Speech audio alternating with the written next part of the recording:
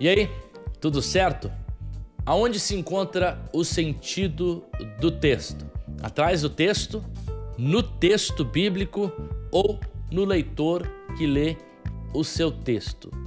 Essas abordagens são justamente respostas que são dadas por diversos métodos acerca da interpretação das Escrituras. Olá, eu sou o Hélio Casagrande, seja bem-vindo ao canal Pausa para Teologia. E nós queremos nesse vídeo falar um pouquinho sobre a interpretação das Escrituras na história. No último vídeo, nós falamos um pouquinho da interpretação das Escrituras no método histórico-gramatical, um método decorrente da Reforma, mas que já bem antes tinha ali as suas raízes, ou os seus inícios. E hoje nós vamos trabalhar as abordagens literárias da Bíblia, ou seja, um método ou métodos que vão para a Bíblia a partir da ideia das Escrituras como literatura. Se no método histórico crítico e no método histórico gramatical o sentido do texto poderia ser encontrado principalmente por trás do seu texto ou na intenção autoral do próprio autor, na sua origem e no seu contexto histórico, a virada literária nos convida agora a olhar dentro do próprio texto, sua forma final, a sua estrutura e como ele funciona na sua literatura. Por isso eu quero começar falando um pouquinho sobre a contextualização histórica do surgimento das abordagens literárias. Imagina aquelas transformações que acontecem só de vez em quando. É assim que alguns dos escritores dizem acerca das abordagens literárias ou daquilo que é chamado como uma volta literária, the literary turn, que acontece justamente na metade do século XX. Antes disso, o foco da leitura bíblica era quase que exclusivamente no que o texto ou na intenção autoral do texto, por trás do próprio texto. Mas de repente se começa a questionar o seguinte: o que o texto pode nos ensinar acerca do próprio texto? A Bíblia passa a ser vista e lida não apenas como um documento religioso, mas também como um texto literário. Bom, primeiro, nós temos que entender que o surgimento dos métodos literários tem a ver justamente com o declínio do método histórico crítico, ou com a rejeição que começa a acontecer por alguns estudiosos no século XX. O método histórico crítico, ele domina os estudos bíblicos desde o Iluminismo até o início do século XX. Então começam a surgir algumas críticas, e a crítica principal era que em sua busca meticulosa por fontes hipotéticas, camadas redacionais ou até pela construção do texto, do sentido por trás do texto, o método histórico crítico começa a fragmentar as escrituras, dissecando-a e muitas vezes perdendo de vista a sua parte artística, teológica como obra final e principalmente inspirativa como um produto do próprio Deus. Que biblistas como Robert Alter critica essa abordagem por tratar os livros bíblicos como uma colcha de retalhos de documento. E qual que é o resultado disso? Então, para muitos, o método histórico crítico trancava as escrituras no passado, transformando a Bíblia em um artefato arqueológico.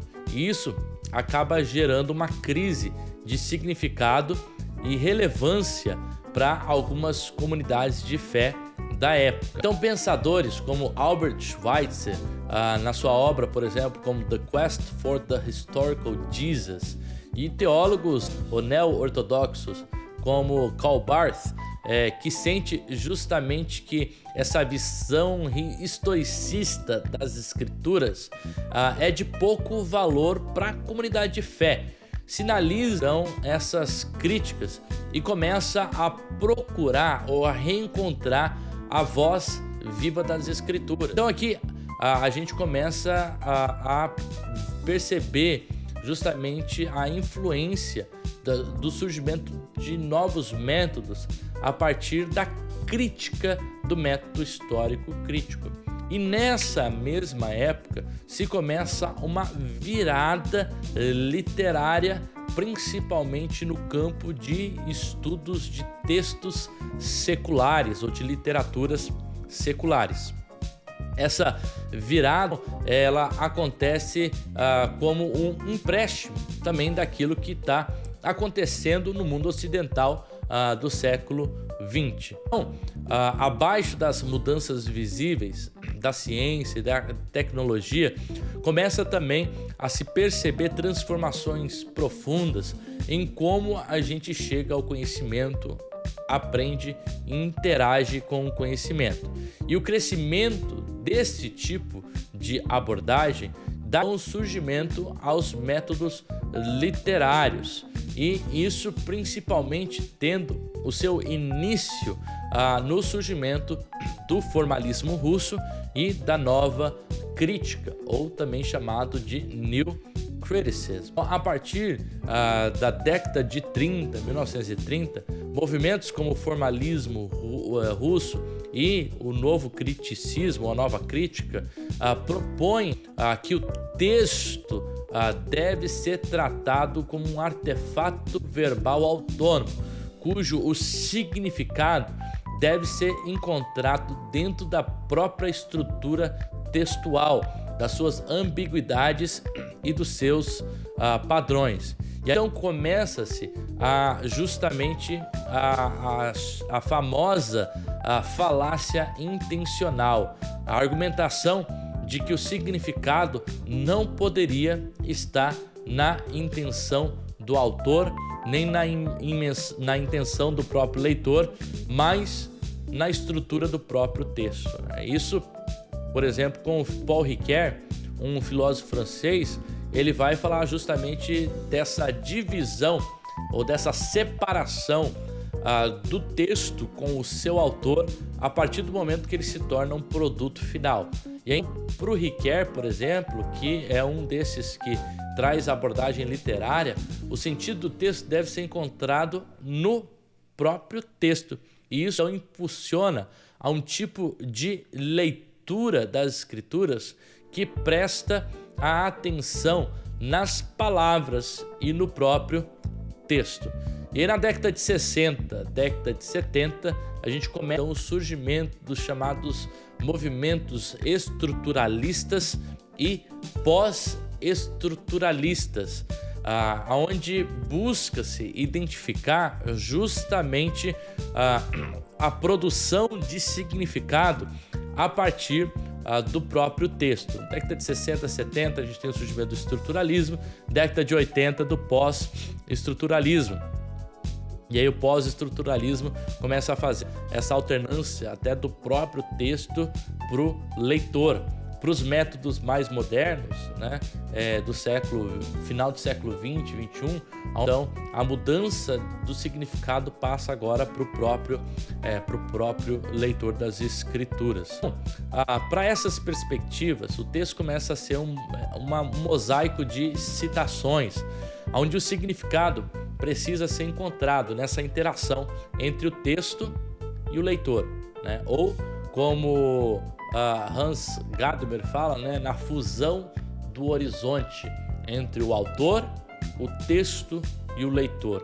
E é nessa fusão de horizontes que se encontra o próprio significado do texto.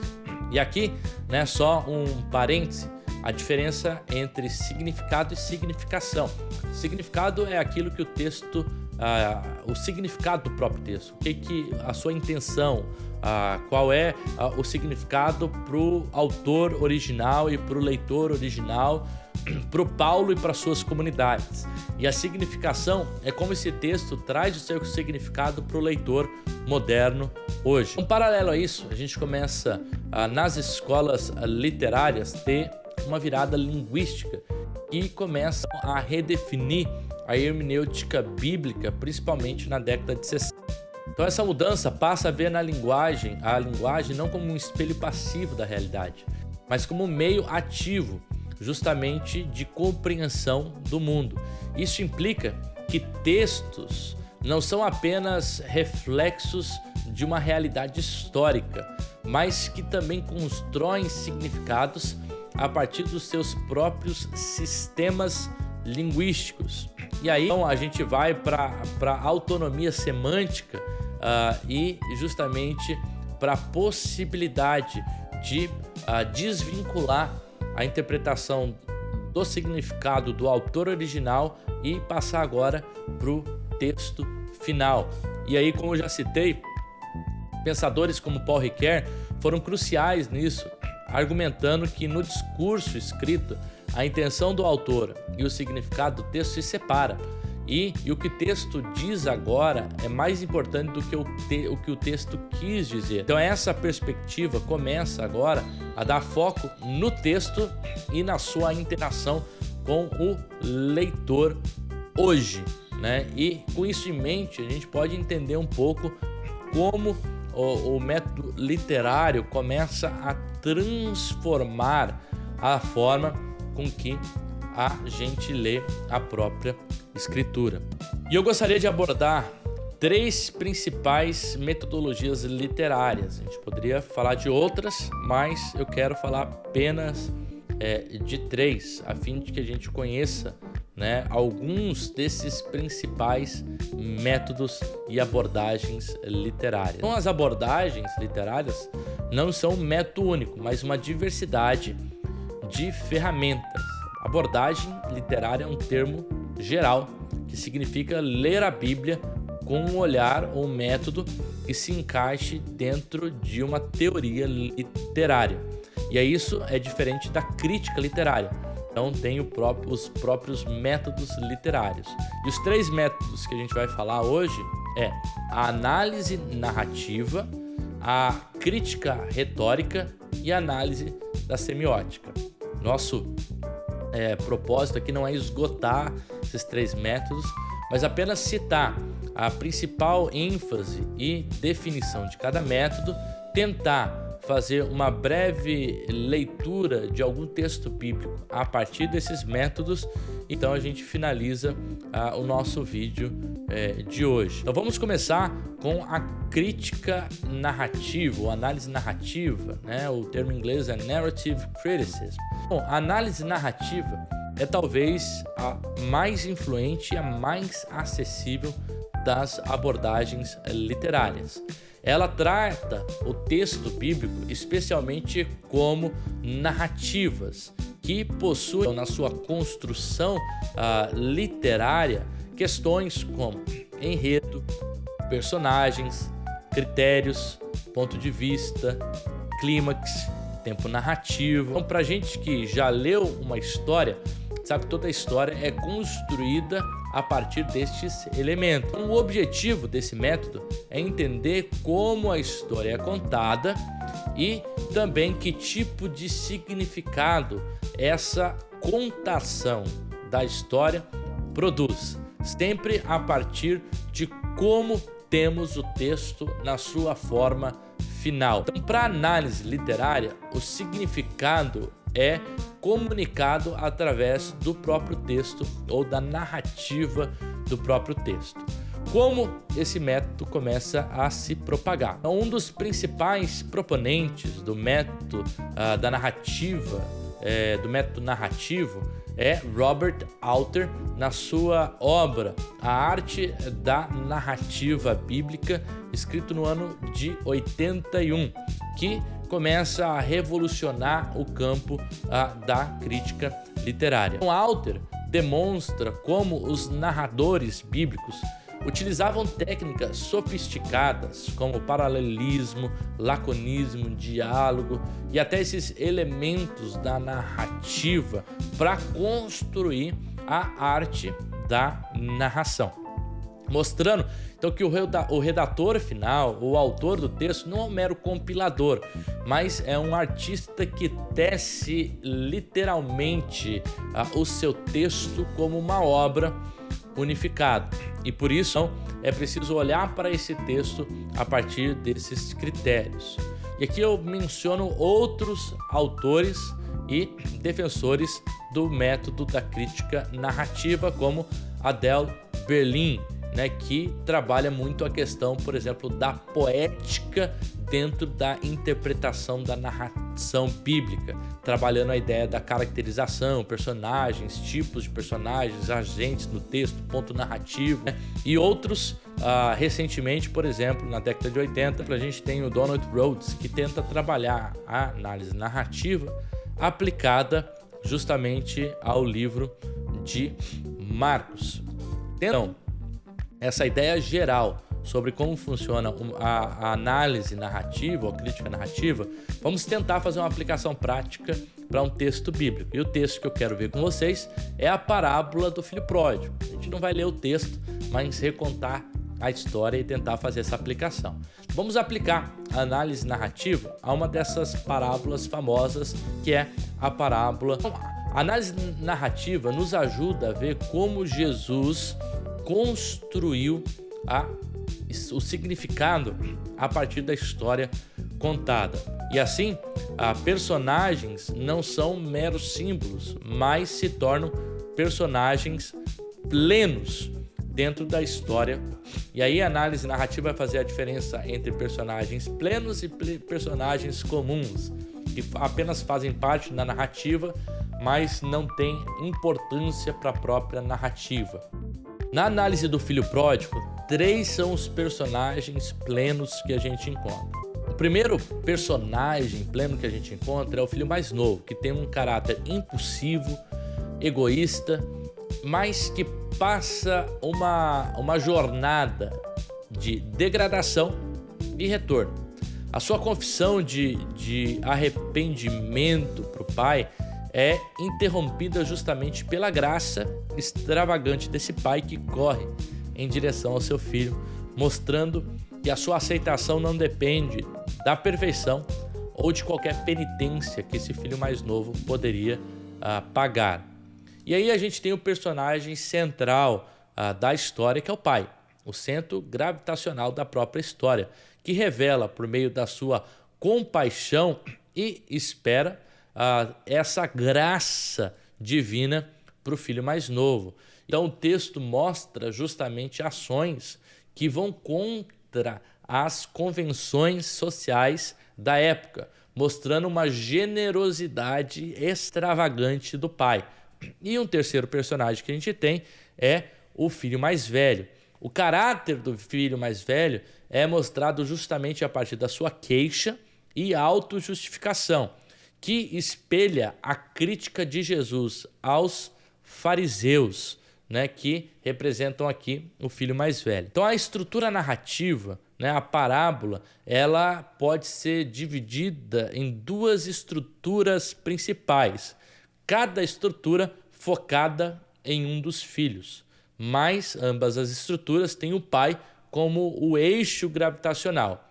Na primeira parte, do verso 1 a 24, a gente tem o arco justamente da partida, da degradação e do retorno do filho mais novo. Já a segunda parte, versículo 25 a 32, introduz justamente o conflito vivido pelo filho mais velho.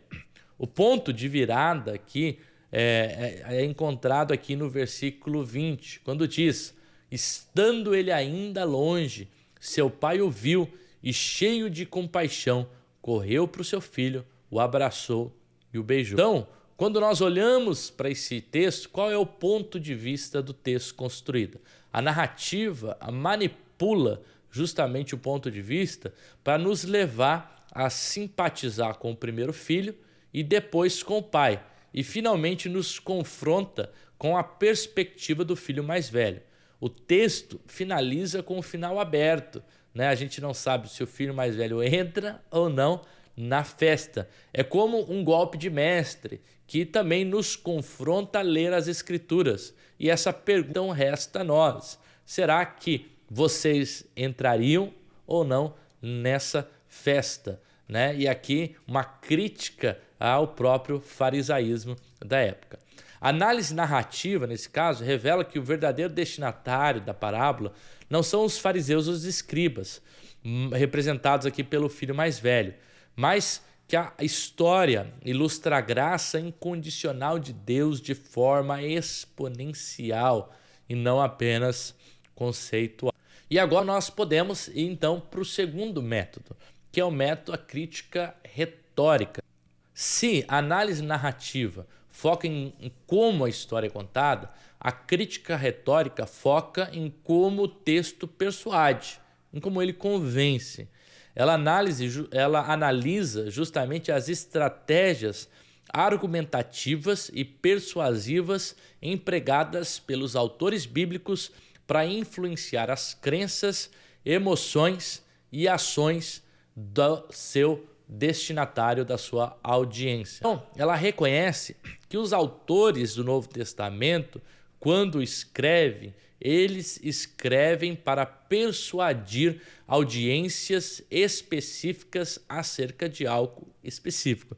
E por isso, quando nós pensamos na ideia de retórica, nós temos aqui justamente a ideia da persuasão. Então, essa é a ideia de uma análise retórica. Como o texto nos persuade no nosso comportamento, na nossa razão e na nossa emoção.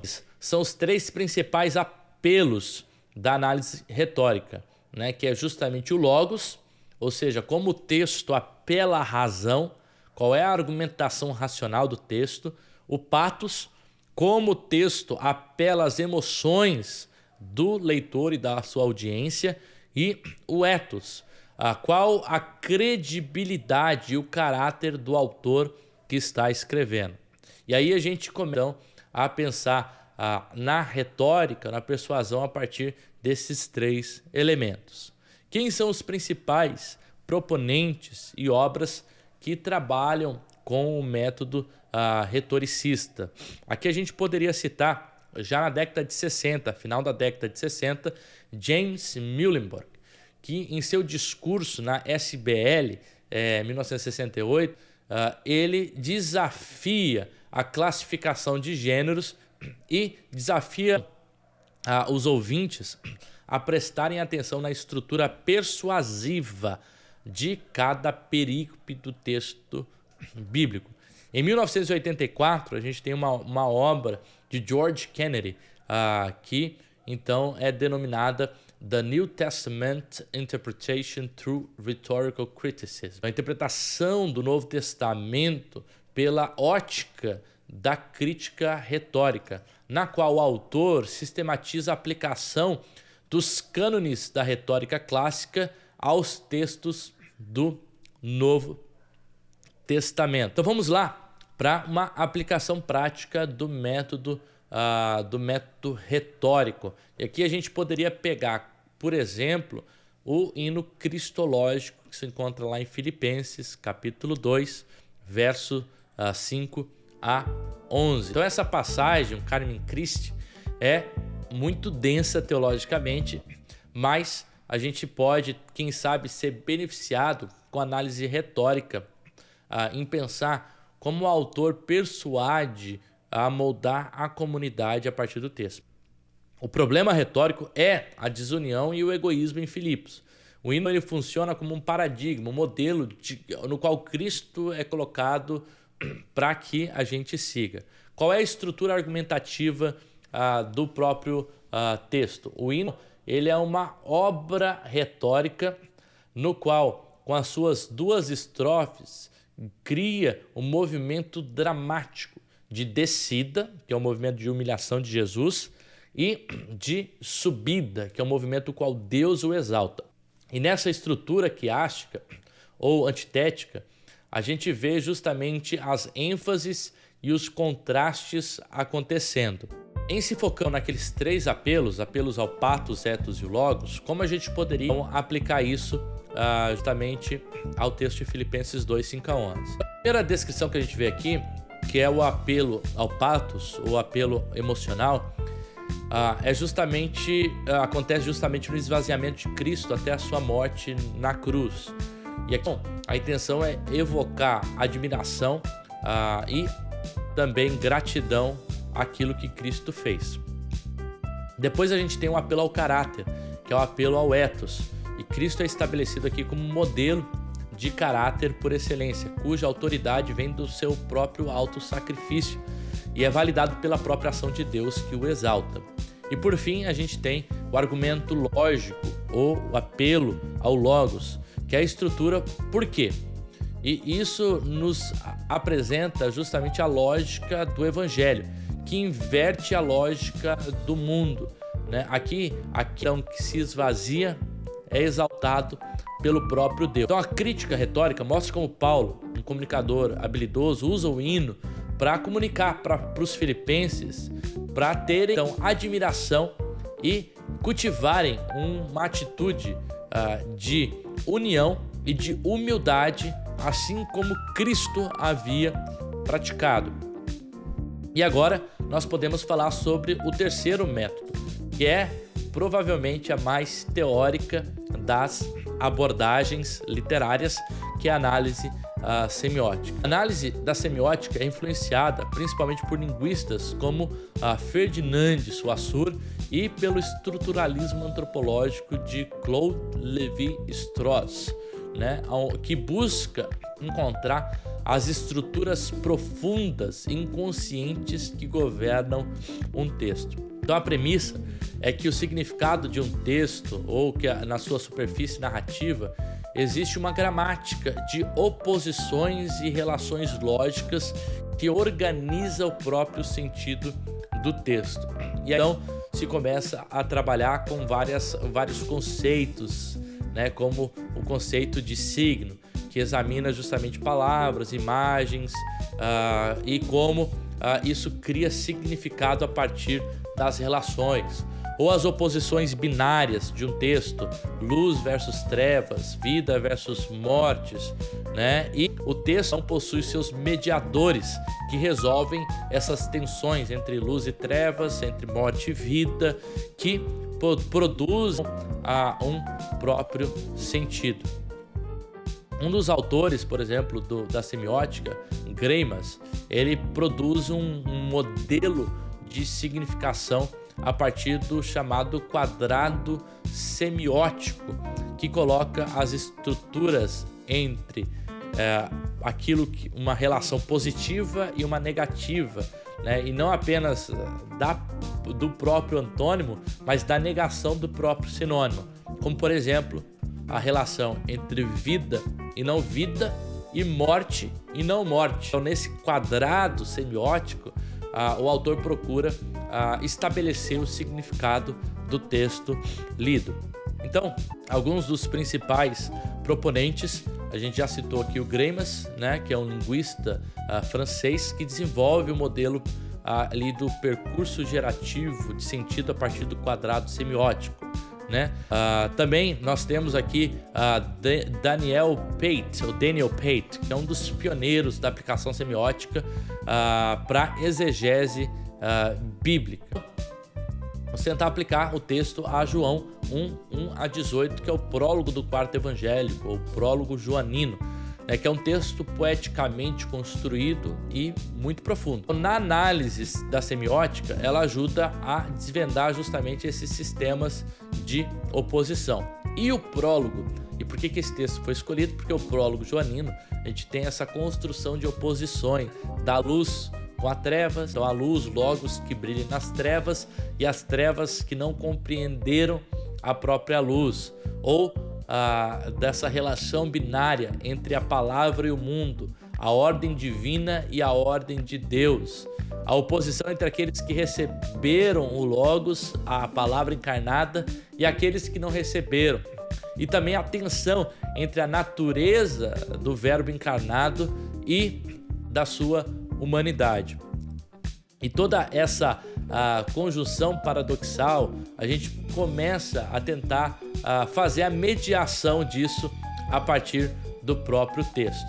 E no texto, a encarnação do Verbo, ela atua como um elemento mediador que resolve essas tensões dialéticas, permitindo que a luz se manifeste na treva. A partir da vinda do Logos, do Verbo encarnado, a luz se manifesta nas trevas.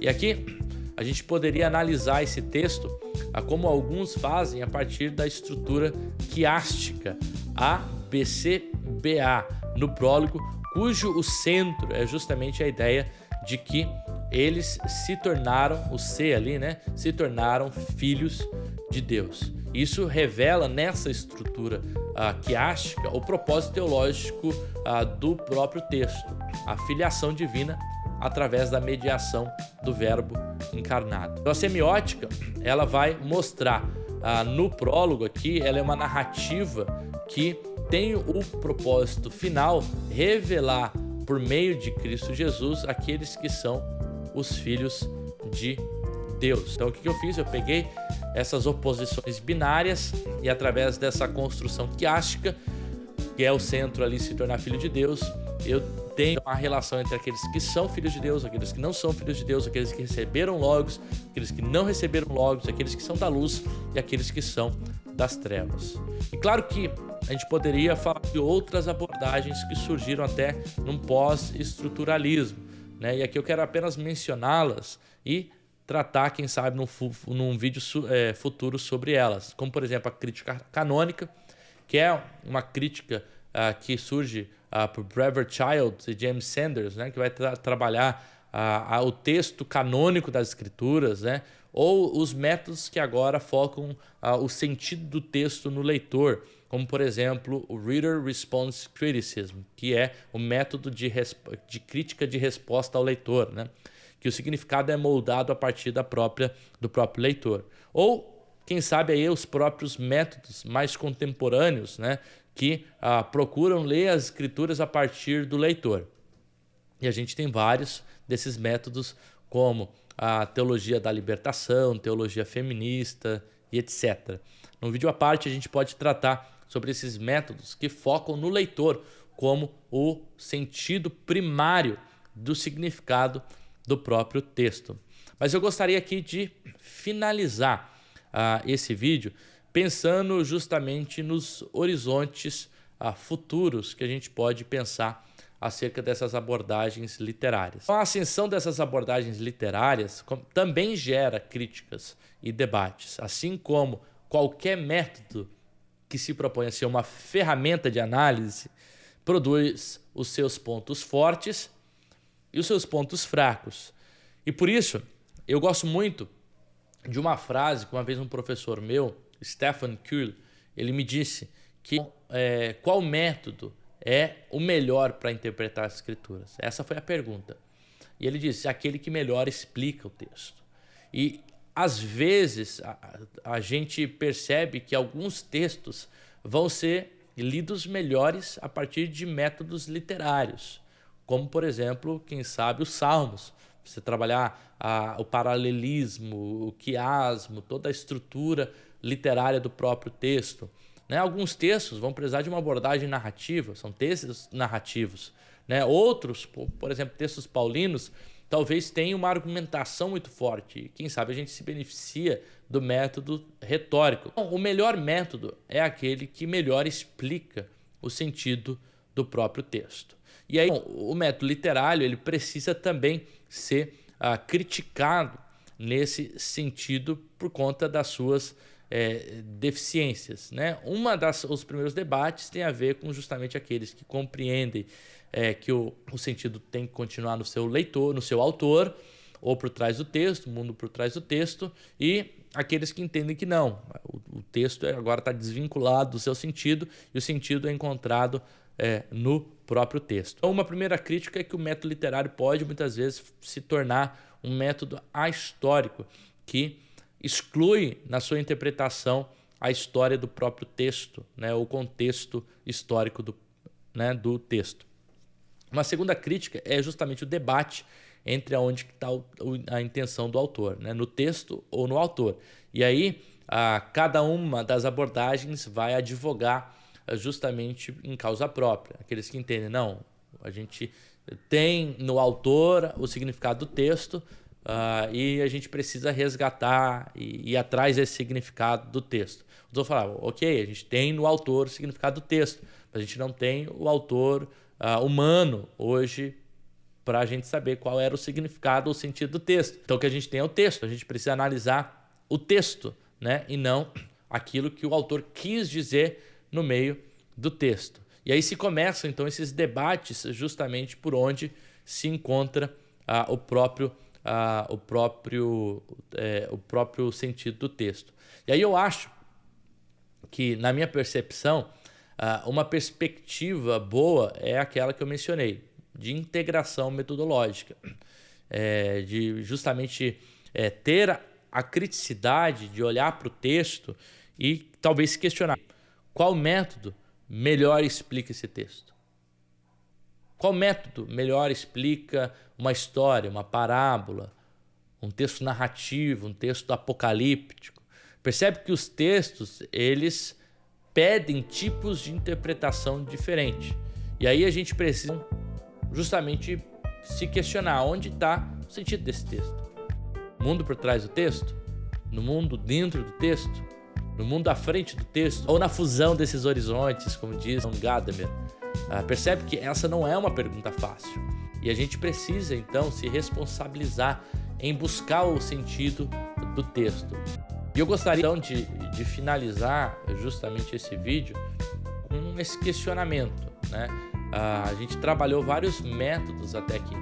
Começou falando sobre o método científico-social, a gente falou sobre as abordagens na patrística, o sentido múltiplo das escrituras, trabalhamos o método histórico-crítico, o método histórico-gramatical, agora as abordagens literárias. A gente vai trabalhar mais um vídeo, né, provavelmente sobre os métodos pós-modernos, né, mais focados no leitor e qual é o entendimento da interpretação a partir desses métodos. Então a gente precisa justamente pensar nessa pluralidade interpretativa e como a gente lida com o texto hoje na nossa responsabilização, né, de interpretação das escrituras e principalmente frente a outros desafios que surgem na nossa época, né, como principalmente das humanidades digitais, da interpretação das escrituras pela inteligência artificial, por a utilização dessas ferramentas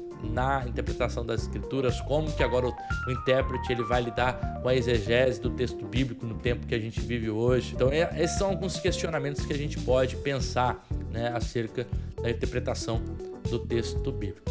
No vídeo de hoje nós falamos sobre as análises, os métodos literários de interpretação das escrituras. Se você gostou desse vídeo, não deixa de dar a sua curtida, de ativar as notificações, mas de principalmente se inscrever no canal, para que a gente possa crescer como comunidade e esse vídeo possa chegar a mais pessoas e a gente também motivar a continuar produzindo conteúdo para vocês.